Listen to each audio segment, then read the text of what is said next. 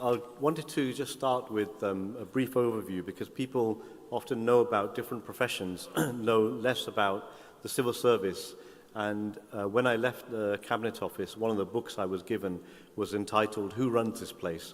So I thought I'd start on that point, that the question is, who runs Britain?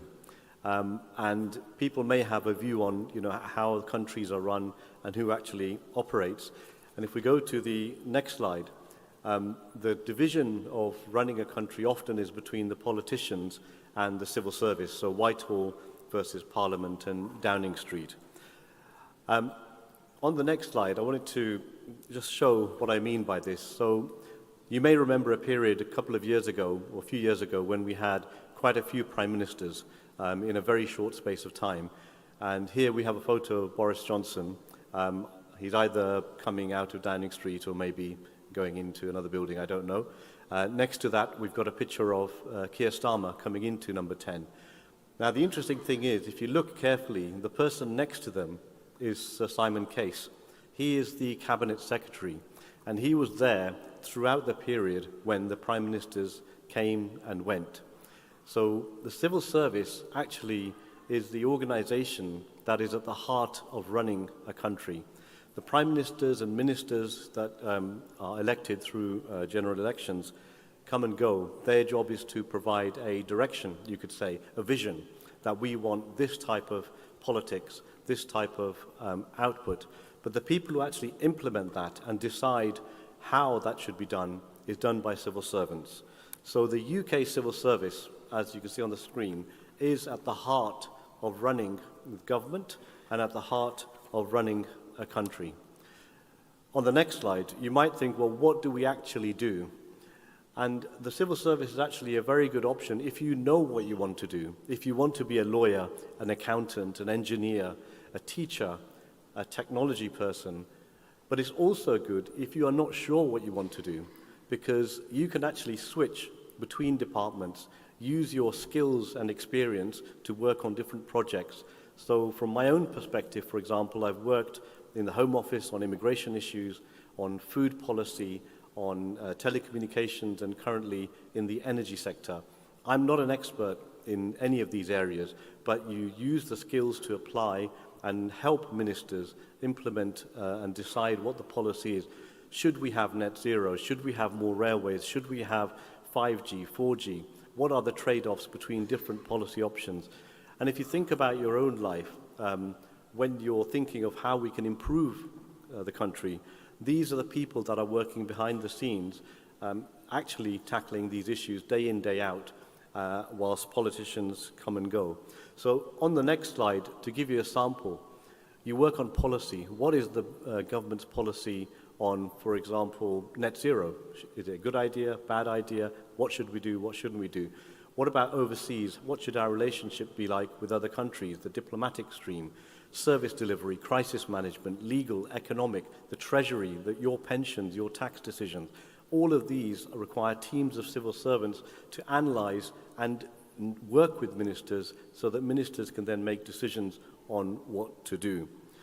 On the next slide, you can see that civil service is not just one thing, it's across government. Lots of departments, as I mentioned, some of them, working on different issues, business, trade, cybersecurity, development, environment.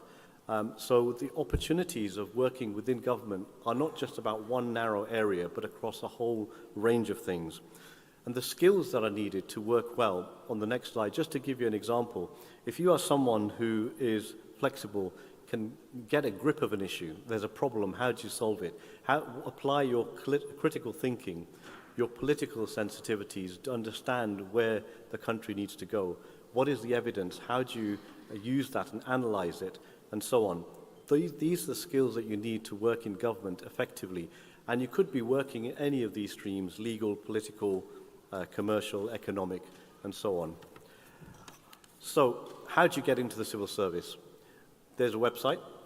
You can look on there online, Civil Service Careers, but there's also a fast stream.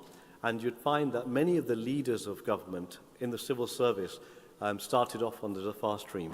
And that is a fast-track, accelerated process where you take an exam and get into it, and within a certain amount of time you get into senior roles, working with ministers, working with the top people within government.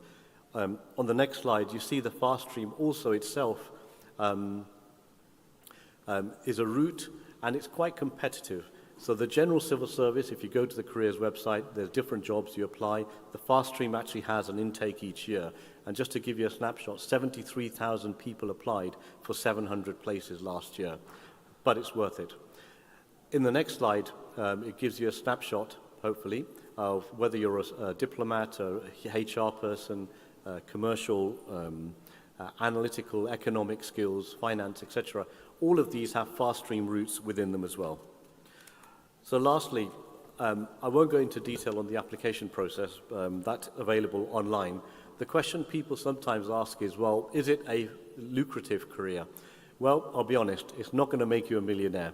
But as you've seen from the other presentations, it's comparable, and it has job security in comparison, more so than the private sector. So your entry level for a graduate is about 31,000, and then it goes up to senior positions as well. If you go to the next slide, there's a website, take note of that, civilservicecareers.gov.uk. Last couple of points from my side is this is a career that Hazura has advised Jamaat members to go into. We need civil servants, we need people in those positions. It's a faith-friendly career.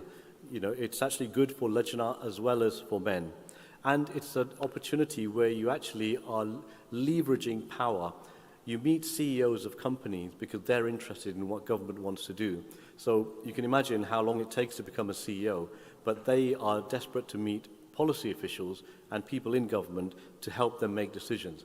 My last point, you can serve in a career to make money, or you can serve in a career to serve your country. And the civil service offers that pathway. Jazakallah.